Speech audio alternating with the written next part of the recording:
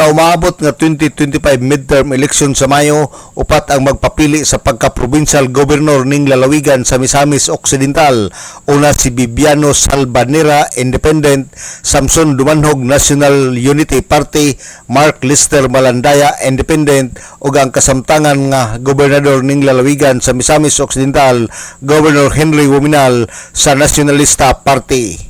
Samtang sa pagka-Vice Governor, duha ang magpapili nga si Vice Governor Rowena Gutierrez sa Asinso Pinoy Party o Ruel Yap, Independent.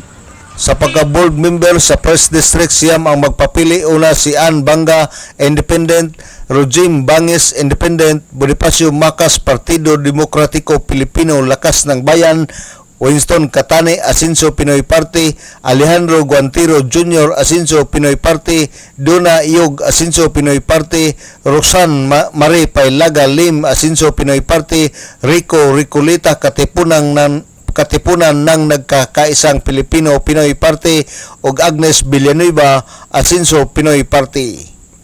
Sa 2nd District ning lalawigan, napulo ang magpapili. Una si Nilo Araco, Independent; Christopher Budjungan, Katipunan ng Nagkakaisang Pilipino Party; Eduardo Sibido sa Asinso Pinoy Party; Jerry Quezon, Asinso Pinoy Party; Calvin Tito Desina, Asinso Pinoy Party; Presley Dilis, Independent; Hinji Estanyo, Asinso Pinoy Party; Nemesio Laylahay, Asinso Pinoy Party; Rocky Medina, Independent; o Robert Taclob, Independent. Samtang sa House of Representatives, duha ang magpapili sa 2nd District, si Rudy Luna sa National Unity Party o Sanso Fernando Wuminal, Lakas CMD. Samtang sa 1st District sa House of Representatives, duha ang magpapili. Una si Jason Almonte sa Nacionalista Party o Roy Yap sa National Unity Party.